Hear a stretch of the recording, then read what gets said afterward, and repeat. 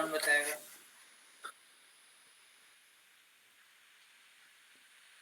Lolly दी, खुशी बताएगी। इसका मतलब सुन भी नहीं रही तो। अरे काम कर रही थी, कपड़ा सुखा रही थी मैं। रात को कौन सा कपड़ा सुखाती? अरे अभी जाकर आया ना, अभी जस्ट तो ट्रेन मतलब वो जो नहा धो करके फिर अभी। अंतःकरण। अंतःकरण।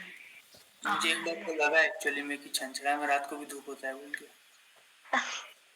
अरे नहीं नहाए ना तो मैं इसीलिए दीक्षा हो ने क्या गया। नोट्स बनाए थे का अंतःकरण का? ऐसा पसर भी हो सकता।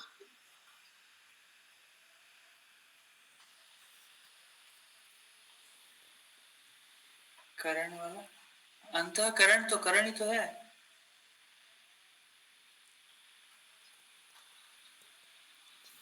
आता है खुशी? मन शायद। और भी है उसके भाई बंधु। मन बुद्धि चित्त अहंकार। अंतःकरण। अंतः मतलब क्या है? मन। अंदर। हाँ, करण मतलब मतलब क्या है? डिवाइस। जिसका अंतःकरण और इंद्रियों को तो अंदर के ऑर्गन्स। नहीं, अंतःकरण इस चार को बोलते हैं। डोली दी मन बता रही है। बुद्धि चित्त अहंकार। चित्त माने? चित्त माने जो किसी सेल्फ। विषय का चिंतन करता है।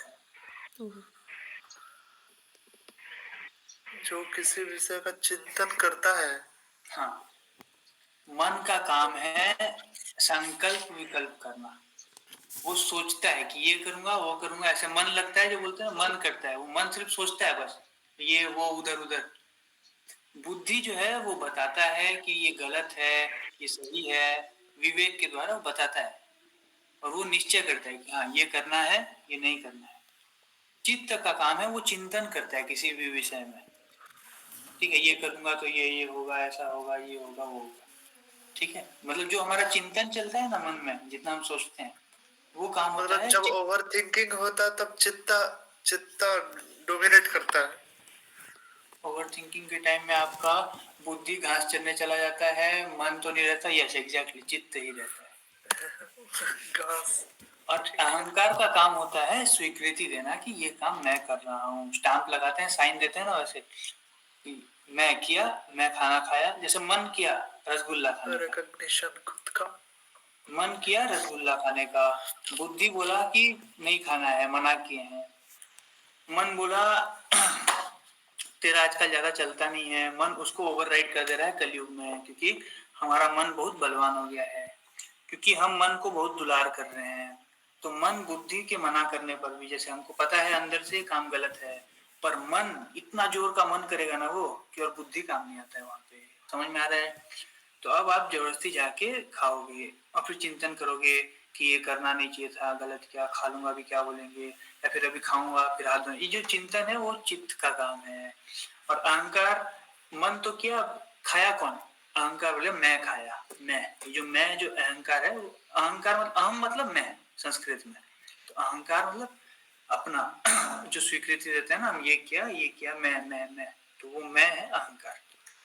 तो ये अंतःकरण हुआ चारों मिलके। तो अंतःकरण और इंद्रियां जिसके सहित, इंद्रियों के सहित जिसका शरीर जीता हुआ है, मतलब जिसका पूरा वश है अपने अंतःकरण पे, अपनी इंद्रियों पे, अपने मन पे, सब चीज पे, अपने शरीर पे। और जो सारे भोग सामग्री का परित्याग कर दिया है। परित्याग मतलब छोड़ देना, त्याग देना। ठीक है, सेक्रीफाइस कर देना। किसका? भोग सामग्री। भोग सामग्री मतलब क्या होता है, कोई बताएगा? त्याग और परित्याग में क्या डिफरेंस है? सेम है।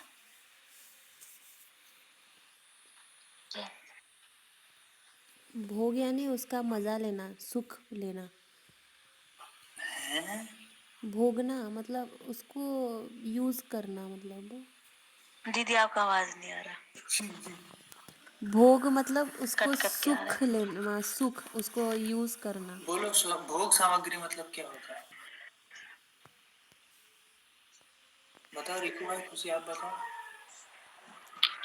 भोग सामग्री मतलब जो भी हम लोग नेगेटिविटीज तो नहीं बोल सकते, जो भी चीजें हमें डिस्ट्रैक्ट करती है वो सब जो जो कंज्यूम लायक होते हैं उनको भोग सामग्री बोलते हैं। जैसे इंस्टाग्राम एक भोग सामग्री है, ऐसा देखो डॉली दी जो लिखी है,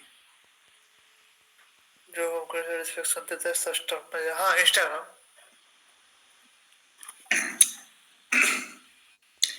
हर इंद्री का एक भोग क्षेत्र है, कल बताया था, कल शायद के परसों जब भी। भोग क्षेत्र मतलब जैसे कान का भोग क्षेत्र है, वो कुछ सुनना चाहता है, अच्छा। मुंह का भोग क्षेत्र है, वो कुछ एकदम चटक मटक खाना चाहता है। आंख जो है ना, वो कुछ देखना चाहता है जो उसको पसंद है, ठीक है। हाँ बस, लगभग तो वैसा हर इंद्री का एक भोग क्षेत्र है। तो हम हर भोगों में सुख बुद्धि करके सारे भोग सामग्री को भोगते हैं। बढ़िया बैठने के लिए आप सोफा में बैठे, उसमें क्या है, आपकी त्वचा को सुख मिल रहा है। आप अच्छा खाना खाए, 2 मिनट 2 सेकंड के लिए मुंह में रहेगा, बस वो जीभ को टेस्ट मिल रहा है 1 सेकंड के लिए, ठीक है। वैसे यहाँ पे जितने चीजें हैं सारे एकदम शॉर्ट टर्म प्लेजर देने वाली चीजें, तो वो उन भोग सामग्री में फंसता नहीं है, उन सबका वो त्याग कर दिया है। जिसका मन बुद्धि जीता हुआ है उसका तो सब अपने कंट्रोल में है, उसका और फिर मन नहीं करेगा कहीं पे, कि मन कहीं भागेगा नहीं विषयों की तरफ, विषय मतलब यही भोग सामग्री की तरफ।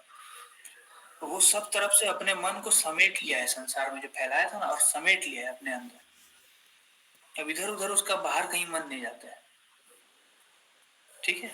ऐसा आशा रहित होपलेस पर्सन जो किसी चीज का आशा रखता है, वो आशावादी, वो जो आशा नहीं है जिसके अंदर, आशा रहित पुरुष केवल शरीर संबंधी कर्म करता हुआ भी, जितने शरीर संबंधी सारे कर्म हैं, इस करता हुआ भी पापों को प्राप्त नहीं होता है। जितना भी भोगने वाला वस्तु है सब भोग भी रहा है, लेकिन उसका दुर्गति नहीं होता है।